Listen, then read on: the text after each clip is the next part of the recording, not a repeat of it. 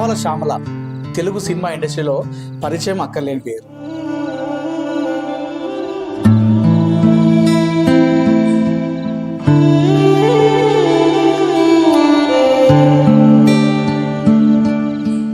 ప్రస్తుతం పావల శ్యామల గారి జీవితం ఒక ప్రశ్నార్థకంగా మారింది.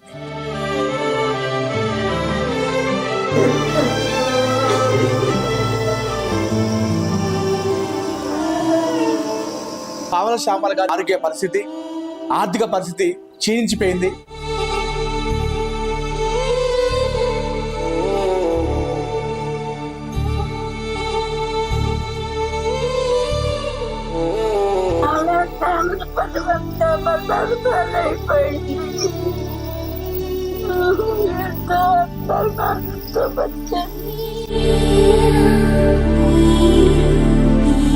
పావల శ్యామల తెలుగు సినిమా ఇండస్ట్రీలో పరిచయం అక్కర్లేని పేరు. 5 దశాబ్దాలుగా వైవిధ్యమైన పాత్రలు వేసి తనకంటూ గుర్తింపు తెచ్చుకున్నారు పావల శ్యామల. ప్రస్తుతం పావల శ్యామల గారి జీవితం ఒక ప్రశ్నార్థకంగా మారింది. గత కొన్ని ఏళ్లుగా కూడా తను ఆర్థిక సమస్యలు, అదేవిధంగా ఆరోగ్య సమస్యలతో సతమవుతున్న విషయం మనకంతా తెలిసిందే. అయితే అడపదడప ఇండస్ట్రీలో అక్కడక్కడ నుండి కాస్త ఆమెకు సహాయం లభించిన అది శాశ్వత పరిష్కారం కిందికి రాలేదు. గత 5 నెలలుగా పావల శ్యామల గారి జీవితం దయనీయంగా మారింది. రెడీ టు సర్వ్ ఫౌండేషన్ నిర్వాహకులు శంకర్ గారు ఆమెను చేరదీశారు. 5 నెలలుగా పావల శ్యామల గారిని, అదేవిధంగా తమ కూతుర్ని ఇద్దరిని కూడా శంకర్ గారు చూసుకోవడం జరుగుతుంది.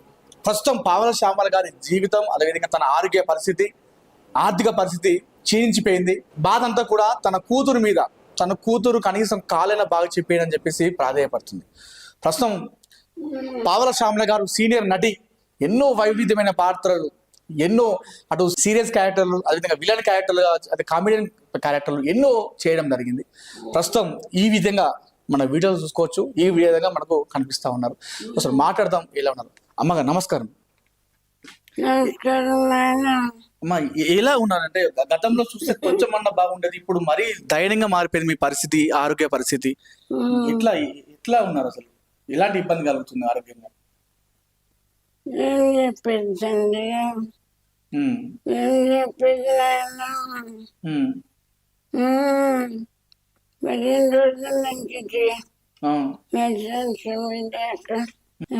నుంచి బాగా సీరియస్ గా ఉంది.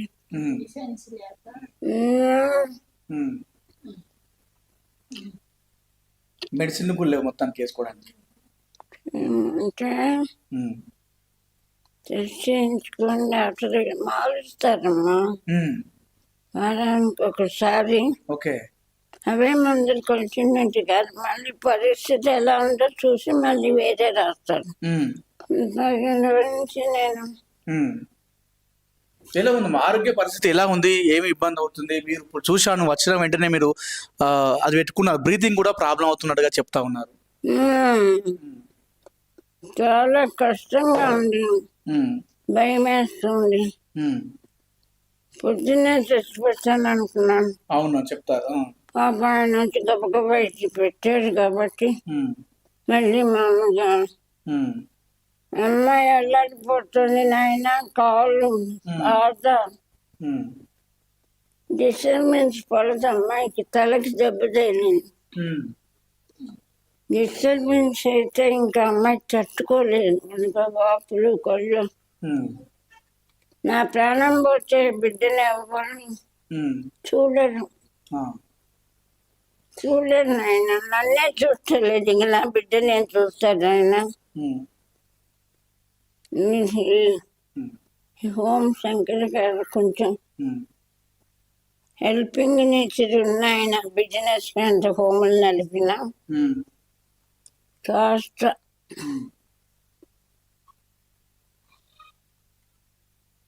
అనాథలకు అన్నదాన సంతర్పణలు చేస్తూ హెల్పింగ్ నేచర్ ఉన్నాయని కాబట్టి ఈ హోమ్ రెంట్ మేము ఇంకా కట్టలేదు. అయినా మమ్మల్ని బాగానే చూసినారు కానీ కొంచెం.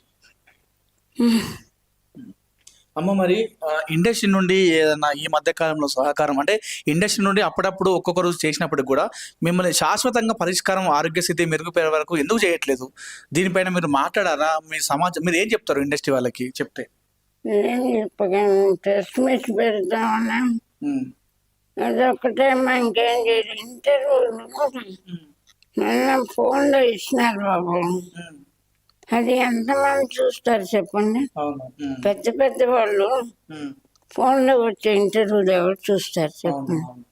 నేను అనుకోవటం ఏంటంటే పెద్ద పెద్ద వాళ్ళకి కమ్యూనికేషన్ తేడా, వాళ్ళ దాకా వెళ్ళలేదు నా పరిస్థితి తెలిస్తే చేస్తారు అని నా నమ్మకం. పవన్ కళ్యాణ్ గారికి తెలిస్తే అక్కడి నుంచి వచ్చి చేస్తారు. నేనంటే అంత అభిమానం ఆయనకి. ఇప్పుడు ఎలా ఉన్నారు నాకు తెలియదు. ఉప ముఖ్యమంత్రి అయ్యారు, అందుకే ఇప్పుడు ఎలా ఉన్నారో తెలియదు. కానీ చిరంజీవి గారు కానీ ఎవరైనా పెద్ద ఆర్టిస్టులు, ఒక ఆర్టిస్టులు బాధపడుతుంటే వాళ్ళకి ఎంత అండి కాపాడటం. వాళ్ళ సినిమాలు ఇందులో ఠాకూర్ చిరంజీవి గారితో 3 సినిమాలు చేశాం. వాళ్ళు తలుచుకుంటే నాలాంటి వాళ్ళ జీవితాలు ఒక లెక్క చెప్పండి. కాకపోతే వాళ్ళ దృష్టికి తీసుకెళ్ళరు ఎవరు. భయం వెళ్ళలేదు కాబట్టి నేను ఇలా కష్టపడుతున్నాను అనుకుంటున్నాను. వాళ్ళ దృష్టికి తీసుకెళ్ళి ఇప్పుడు మీకు పరిచయం మీరు చిరంజీవి గారి దగ్గరికి వెళ్ళి సాంద్ర గారు చాలా బాధపడుతున్నారండి, మీరు ఏమైనా హెల్ప్ చేయండి అని చెప్పగలుగుతారా? ధైర్యం ఉందా మీకు? చెప్పలేదు కదా, అవునా కాదు? అలాగే ప్రతి వాళ్ళు నాకు దిల్రాజు గారి మీద ఒక ఆశ ఉంది. నాకు చాలా గౌరవించారు 2-3 సార్లు. నేను ఆయన కలవాలని వెళ్తూ వెనక్కి వచ్చాను. చాలా మంది ఉన్నారు. ఆయన చూసి ఆయన వెనక్కి వచ్చి అమ్మా నేను మీకు క్యారెట్ ఇస్తాను. రాజమండ్రిలో షూటింగ్ లో ఉండి రాజా రవీంద్ర గారు చెప్పారట నా గురించి. ఆయన ఫోన్ చేసి అమ్మా నేను మీకు ఆఫర్ ఇస్తాను, ఇస్తాను నెలకు 15,000 పంపిస్తాను, మీరేం భయపడొద్దని ప్రామిస్ చేశారు రాజా రవీంద్ర గారు. ఆయన చెప్పారు దిల్రాజు గారికి. రాజమండ్రి షూటింగ్ లో ఉన్నప్పుడు చెప్పారు.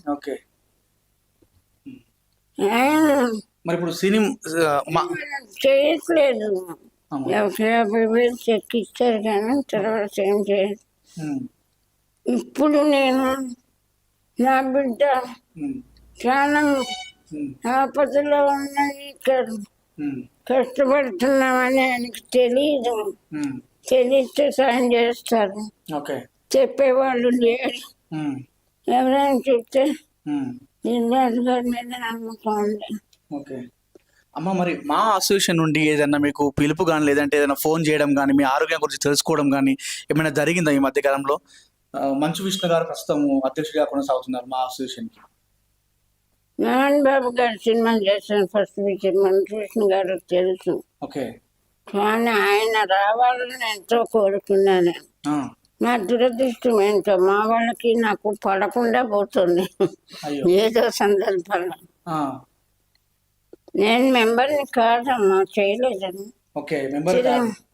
చిరంజీవి గారికి తెలిసి వెంటనే 1,00,000 రూపాయలు పంపించి మెంబర్షిప్ చేర్చుకున్నాను. మాట్లాడిన ఆర్టిస్ట్కి ఏం హెల్ప్లు చేస్తారు అవన్నీ ఆవిడకి చేస్తారు కదా మీరు, అందుకని నేను కడుతున్నానని కబురు పెట్టి కట్టారు. ఎంతమంది సహాయం చేశారమ్మా ఇప్పటికీ మీకు ఇండస్ట్రీ నుండి? మొదటగా స్పందించింది పవన్ కళ్యాణ్ అనుకుంటారు. 5 సంవత్సరాలు. 5 సంవత్సరాలు అవుతుంది మొత్తానికి మీకు ఆరోగ్యం. అంటే గతంలో పవన్ కళ్యాణ్ మొదటిసారిగా సహాయం చేసినప్పుడు మరిని కళ్యాణ్ గారిని నేను సహాయానికి వెళ్ళలేదమ్మా. గబ్బర్ సింగ్ షూటింగ్ లో నాకు ఒక క్యారెట్ ఇప్పించుకుని అడగడానికి వెళ్ళాను. క్యారెట్ కోసం వెళ్ళాను, ఫీవర్తో ఉన్నాను. ఆయన వెళ్తానికి సీరియస్ గా ఉన్నాను. నీళ్ళు బయట నీళ్ళు పెట్టేశారు. ఆయన బయటికి వెళ్ళి జీప్ స్టార్ట్ చేసి ఎందుకో ఇలా తల తిప్పారు. మా అమ్మాయి నేను అక్కడ నిలబడి కూర్చున్నాను. ఆపులే జీప్ ఆపు. పవన్ కళ్యాణ్ అంటున్నాడు. అని ఒక్క గంట జీవుల నుంచి పరిగెట్టుకుని వచ్చారు నా దగ్గరికి. ఉమ్, అమ్మా ఏంటమ్మా ఇలా వచ్చారు? ఉమ్, అని, బాబు ఉమ్, ఒంట్లో బాగాలేదు, ఉమ్, ఏదన్నా క్యారెట్ ఇప్పిస్తారని వచ్చానండి అన్నా. ఉమ్, ఏంటి ఇలా ఉన్నారు? క్యారెట్ లేదు, పోలేదు, తర్వాత చూద్దామని. ఉమ్, ఒరే శ్రీనివాసు, ఉమ్, అమ్మకి ₹10 కూడా ఇప్పుడు 20,000 ఇచ్చి కావాలి అమ్మని దింపు. ఉమ్, రేపు పొద్దున 10 అమ్మ పేరు మెచ్చట 80,000 అయ్యి ఉమ్, అని చెప్పారు. ఉమ్, ₹1,00,000 స్పాట్ లో ఇచ్చేసింది మీకు పవన్ కళ్యాణ్. వెంబడే ఉమ్, ₹1,00,000 కాదు, అప్పుడు కొంచెం ప్రాబ్లంలో ఉన్నారట ఆయన. ఉమ్, లేదా ఇంకా ఎక్కువ ఇచ్చేవాడే. నాకు ₹1,00,000 గురించి కాదు, ఉమ్, ఆయన రిసీవ్ చేసుకున్న పద్ధతి. ఉమ్, అంత కష్టపడి దూకి వచ్చి ఇవ్వాల్సిన అవసరం లేదు కదా. యాక్టర్. ఉమ్, అరే వాళ్ళకేదో ఇచ్చి పంపించడానికి వెళ్ళిపోవచ్చు కదా. అవును, అవునవును. ఉమ్, మా అమ్మాయి ఏడిస్తే మా అమ్మాయిని దగ్గరికి తీసుకొని ఉమ్, భయపడకమ్మా నేనున్నానని చెప్పారు. మనకు వరకు వెళ్ళలేదు కావచ్చు అమ్మా, తెలిస్తే మాత్రం అదే ఖచ్చితంగా. నేను బాధపడేది. ఉమ్, చెప్పదమ్మా, మేనేజర్లు వాళ్ళు భయపడతారు ఆయనకెళ్ళి. ఓకే. ఆయనకెళ్ళి చెప్పి ఇట్లా బాధపడుతున్నారండి, ఆత్మహత్య చేసుకోవడానికి సిద్ధంగా ఉన్నారండి ఉమ్, అని ఉమ్, చెప్పడానికి ధైర్యం లేదమ్మా ఎవరికి ఓకే. అని నేను నిన్ను అనుకుంటున్నాను. అనుకుంటున్నారు. ఉమ్, పక్కన ఉన్న వాళ్ళు కొంచెం. ఉమ్, నేను అలాగే అనుకుంటున్నాను బాబు, నా నమ్మకం అదే. ఉమ్, పవన్ కళ్యాణ్ గారిని, చిరంజీవి, ఉమ్, మహేష్ బాబుతో 3 సినిమాలు చేశాను మురారి. ఉమ్, ఇప్పుడు అందరూ ఎంతో గౌరవంగా చూసేవారు. ఉమ్, ఇంకా జిల్లేష్ గారు, నేను అనుకోవటం ఏంటంటే అమ్మా. ఇప్పుడు జిల్లేష్ గారు 2 లక్షలు ఇచ్చారనుకోండి, ఉమ్, 4 నెలలు వస్తుంది, అమ్మా. 30,000 అమ్మా. ఉమ్, ఓల్డేజ్ హోమ్ ఉమ్, లాస్ట్ అయితే 30,000, ఓకే. బాగున్నమైతే 40,000. ఉమ్, మేము ఎందుకంటే దీనస్థితిలో ఉంటే ఉమ్, 30,000 మందులు 10,000, ఉమ్, దాంట్లో తగ్గించడానికి ఉమ్, మొత్తం 50,000. ఉమ్, సరే పొద్దుకోబడుకున్నాం, ఇంకో 2-3 నెలలు బతుకుతాం. ఉమ్, ఆ తర్వాత మళ్ళీ ఇంటి పొజిషన్. ఓకే. నేను ప్రెస్ మీట్ ఒకటి లాస్ట్. ఉమ్. మరి ఫైనల్ గా మీరు ఏం కోరుకుంటారమ్మా? ఇండస్ట్రీ నుండి కావచ్చు, దాతలు కావచ్చు, మీరు ఏమైనా కోరుకుంటారు? ఒకసారి ఇండస్ట్రీ నుండి ఏమైనా కోరుకుంటున్నారా ఇప్పటికైనా? సహాయం చేయాలని, మీ ఆరోగ్యం కావచ్చు, మీ కూతురు ఆరోగ్యం కావచ్చు, ఇద్దరి ఆరోగ్యం కూడా. 4-5 ఏళ్ల క్రితం ఉమ్, ఇండస్ట్రీ నుంచి ప్రభాకర్ గారు డైరెక్టర్ గారు 20,000 పంపించారు. ఓకే. శివనాగేశ్వరరావు గారు 50,000 పంపించారు. ఉమ్, ఎవరు పేరు చెప్పుకోవాలి. ఓకే. RR మూవీస్ వారు ఉమ్, గొప్ప ప్రొడక్షన్, అది ఇప్పుడు తీయట్లేదు. ఉమ్, ఆయన ఉమ్, వాళ్ళు ఉమ్, అందరిని పంపించారు కొంత. అమ్మాయి కాల ఆపరేషన్ అప్పుడు, ఆ, అది 5-6 ఏళ్ళు అయింది. ఉమ్, ఈ మధ్య ఉమ్, నేను అనేది, ఇప్పుడు ఎవరైనా 1,00,000 ఆకాశ్ పూరి గారి ఇంటికి వచ్చి, ఆ, అంటే హోమ్కి వచ్చి ₹1,00,000 ఇచ్చారు. ఆ, ఆకాశ్ పూరి జగన్నాథ్ కొడుకు. జగన్నాథ్ కూడా ఆ, చాలా బాధపడ్డాము. ఆ డైలాగ్ ఇప్పటికి కూడా 1,00,000 మంది ఫోన్లలో ఉంది. ఆ, ఎవరికి బాయ్, ఆ. మీ అయ్యకి బాయ్, ఆ డైలాగ్ ఉంది కదా. మీ సేటుకు బాయా, సేటుకు వెళ్ళాలి బాయా? అది చాలా మందికి వెళ్ళిందమ్మా. మీరు చేసిన చాలా మంది పాత్రలు. పెట్టుకున్నారట. ఉమ్, అది ఆయన చాలా పూరి జగన్నాథ్ గారు ఇక్కడ లేరు. ఉమ్, ఆయనకి నేనంటే చాలా అభిమానం, గౌరవం. ఉమ్, ఆయన డైలాగ్ ఇంత ప్రాచుర్యం 1,00,000 మంది ఇదిలో ఉందట. అవునవును. ఉమ్, మొన్న ఒక అబ్బాయి చెప్తున్నాడు, ఉమ్, స్కూల్లో ఆ డైలాగ్ని ఉమ్, ఎవరికి పోయా, మీ అన్నకు పోయా, మీ చెల్లికి పోయా, మీ స్కూల్లో తమ్ముడికి పోయా అని 1/2 గంట సేపు ఉమ్, ఇలా పెంచుకుంటూ పోయి చెప్పారట. ఆహా. 1,00,000 మంది ఫోన్లో ఉంది సరే. ఆయన ఇక్కడ ఉంటే సంతోషిస్తారు కదా, ఆయన రాసింది. అది ఒక్కడిగా అమ్మా, ఎన్నో పాత్రలు వేసింది మీరు అప్పట్లో. అన్నీ హిట్ అయిపోయి నారాయణమూర్తి గారి సినిమాలలో వేసారు. నారాయణమూర్తి గారి సినిమాలో ఎంతో గొప్ప క్యారెక్టర్ చేసింది. చీమల తండ్రి డాన్స్ డాన్స్ కూడా వేసారు అప్పుడు మీరు. డాన్స్ చేసాం. మా కంపెనీకి జీతాలు చూసారా? చూశానమ్మా. అట్లాంటి 55 సంవత్సరాలుగా బతికి ఇవాళ ఇప్పుడు నేను నాకు మాట ఆత్మహత్య చేసుకోవటం తప్ప మరో దారి లేని పరిస్థితిలో ఉన్నాం. ఆర్టిస్ట్గా బతికాం కాబట్టి అంటే పడలేదు ఆయన. ఇప్పుడు కూడా ఆత్మ మనం చంపుకోలేక చచ్చిపోదామని నిర్ణయించి వెళ్ళిపోయాం ఒక హోమ్ నుంచి. క్యాబ్ డ్రైవర్ రోడ్డు మీద దింపేస్తామని బెదిరించి పోలీస్ స్టేషన్ తీసుకెళ్ళాను. వాళ్ళు బయటకు చూసి మేడం మీరు అని గౌరవంగా వాళ్ళు కూడా చూసారట నా సినిమాలు. ఈ బాయ్ డైలాగ్ వాళ్ళు కూడా పెట్టుకొని చూసారు. ఇప్పుడు నాకు ఆర్టిస్ట్గా గుర్తిందంటే అదే డైలాగ్. ఆ డైలాగ్ గుర్తుపెట్టుకుంటున్నాను. ఇండస్ట్రీ నుంచి మా అమ్మాయి కాల్ ఆపరేషన్ అప్పుడు ప్రభాకర్ గారు డైరెక్టర్ గారు వెంటనే పంపించారు. శివనాగేశ్వరరావు గారు 50,000 ఇంకా చాలా మంది పంపించారు. ఇప్పుడు అమ్మాయి కాల్ ఆపరేషన్ 6 లక్షలు అయింది నాయన. మీతో యాక్ట్ చేసిన చాలా మంది ఆర్టిస్టులు ఉన్నారు కదా, అంటే హీరోలు కాకుండా వాళ్ళు ఏమైనా స్పందించారా? అదే నాకు ఆశ్చర్యం. ఇప్పుడు ఇంటర్వ్యూ చేస్తున్నాం కదా తోట ఆర్టిస్టులు, సహాయం చేయకపోయినా అమ్మాయి ఎలా ఉన్నామని మాట సాయం చేయొచ్చు. వాళ్ళు యాక్ట్ చేసేటప్పుడు పక్క వాళ్ళతో సమయంగా పరిస్థితి ఇలా ఉందని మాట వరుసకైనా చెప్పచ్చు కదా అమ్మా. ఎవరు చెప్పలేదు, నాకెవరు ఫోన్ చేస్తున్నారు. అదే నాకు ఆశ్చర్యం అవుతుంది. మరి ఎందుకమ్మా చాలా మంది నటీనటులలో చివరి దశలో ఇంత దయనీయ స్థితిలో గడుపుతున్నారు అంటే మీరు ఏం చెప్తారు? మీలాగా చాలా మంది ఇట్లా ఆర్టిస్టులు కూడా ఇదే తరహాలో వస్తున్నారు. ఎందుకు ఇలా జరుగుతుందంటే మీరు ఏం చెప్తారు? ఇండస్ట్రీ పట్టించుకోకనా, లేకపోతే ఎక్కడ జరుగుతుంది, అసలు ఎక్కడ అవుతుంది? ఇండస్ట్రీ పట్టించుకుంటే భగవంతుడు ఆర్టిస్టుల్ని అనాథలుగా బతుకమండి అసలేమో నాయన. నేను ఒక్కదాన్ని కాదు, మీలాగా చాలా మంది చివరి దశలో ఓల్డ్ ఆర్టిస్టులకి పెద్ద పెద్ద వాళ్ళు చాలా మంది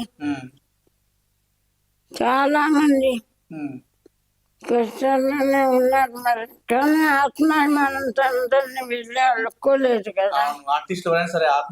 నా మా మీద ఎన్ని నిందలు వేశారో నేను మాట్లాడుతూ చెప్పాలంటే ఒక 5-6 సీరియల్ అవుతుంది.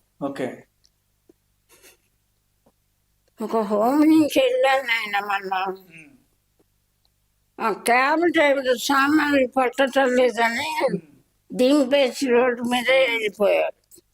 అంటే కాళ్ళు పట్టలేదండి. అది ఫోటో తీసి పేపర్కి ఇచ్చి పావులస్వామి బతుకు బజార్ పాలు అయిందని రాయాల్సిన అవసరం ఏమన్నా ఉందా నాన్న? ఎవరు చేశారు ఆ ఫోటో? ఏమో అవసరం వాళ్ళకి. అంటే వాళ్ళ ఉద్దేశం ఏమిటంటే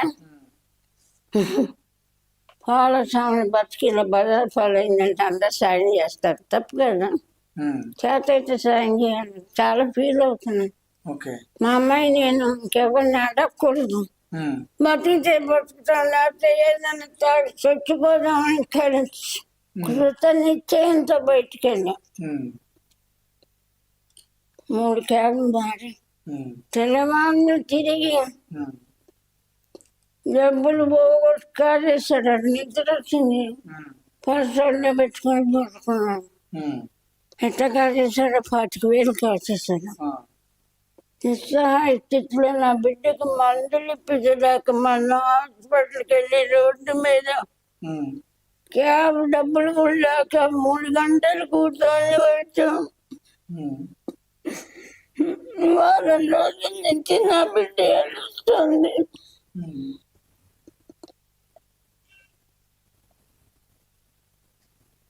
అమ్మా ఉమ్, ఇంటర్వ్యూ కాదు, ఉమ్, ఉమ్, అది కూడా ఫెయిల్ అయిపోతే అప్పుడు ఆత్మహత్య చేసుకోండి అని చెప్పాడు.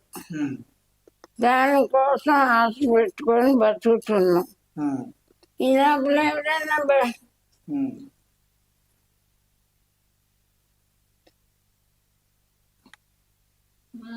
అమ్మా అమ్మా వాటర్ అండి, వాటర్ అండి.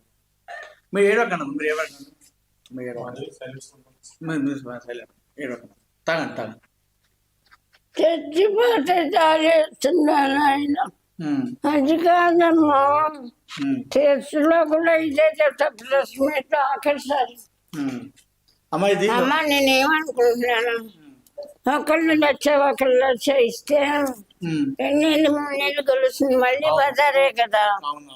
ఫిల్మ్ ఇండస్ట్రీలో అందరికి చూపించి అందరూ తలుచుకొని ఒకళ్ళు డింజర్స్ గారి దగ్గరికి వస్తే వాళ్ళు రక్షిస్తారు, చెన్నైలు గడిచిపోతుంది. మహేష్ బాబు మనకు అందరూ కలవదు, ఎవరి దగ్గరికి ఎంత వాళ్ళు రక్షిస్తే 2 నెలలే కదా కలుస్తుంది. అట్లా కాకుండా ఇది చూపించి తలో లక్ష ఒక్కసారి అందరూ అనుకొని గ్యాదర్ చేసి ఇష్టమైన వాళ్ళు ఇవ్వండి, ఎవరైనా సహృదయంగా. ఒక ఆర్టిస్ట్ దీన స్థితిలో ఉంది, మన ఇండస్ట్రీ కాపాడలేదు ఆ ఆర్టిస్ట్ ని.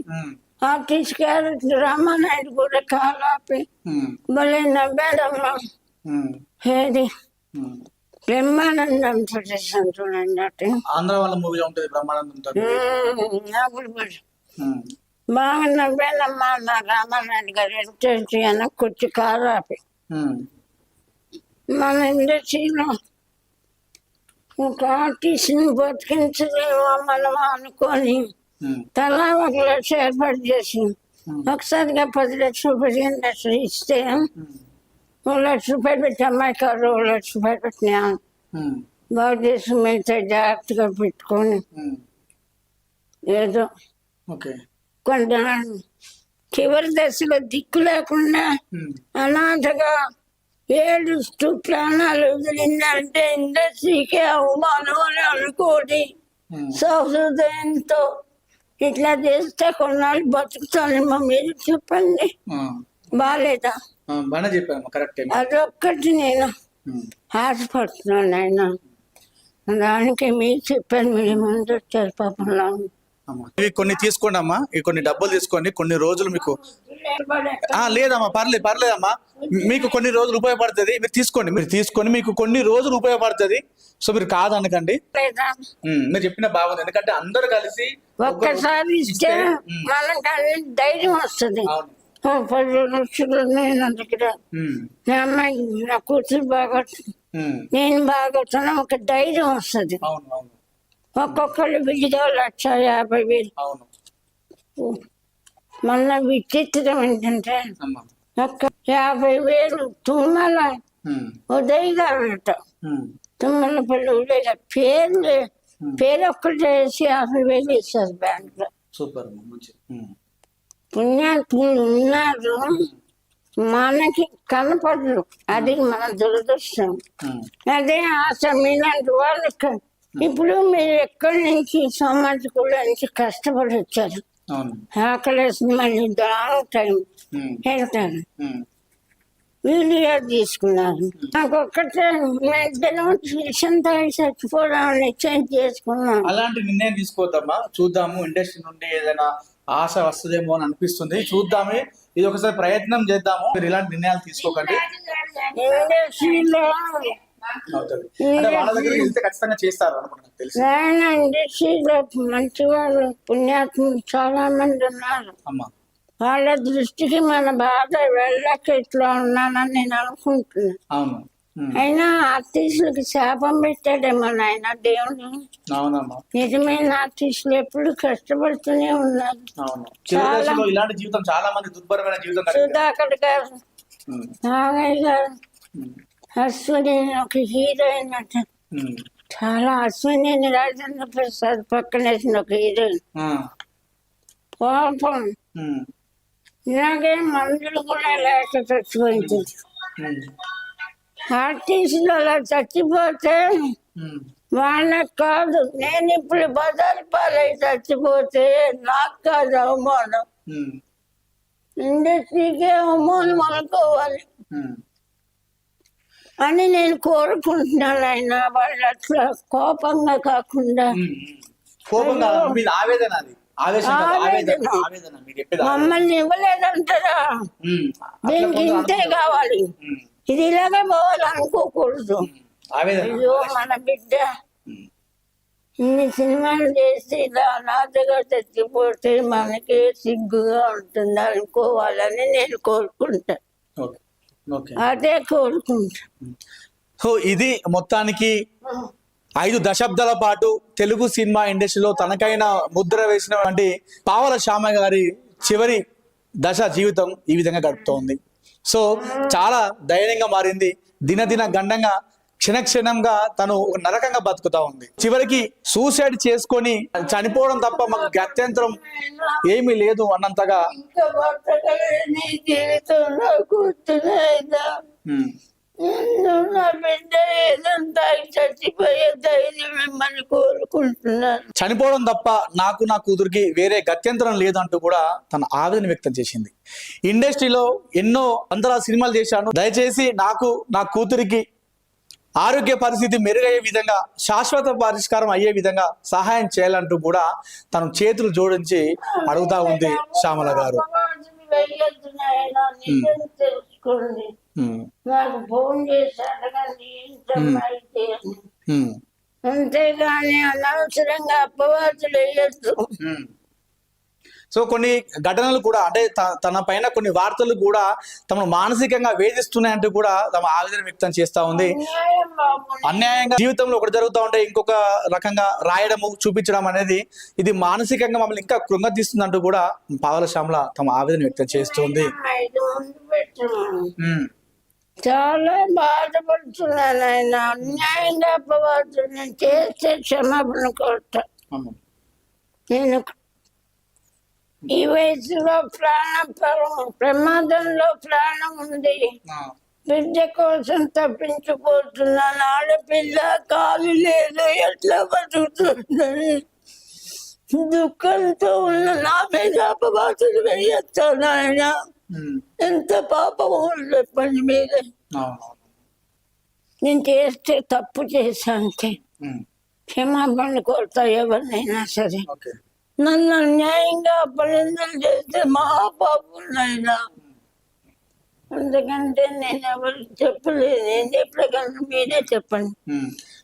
ఆర్టిస్టులు చాలా మంది నిజమైన ఆర్టిస్టులకు శాపం తగిలిందేమో, నాలాంటి ఎంతో మంది ఆర్టిస్టులు కూడా చివరి దశలో ఇలాంటి జీవితం గడిపారని చెప్పేసి ఆవేదన వ్యక్తం చేస్తుంది పావల శ్యామల.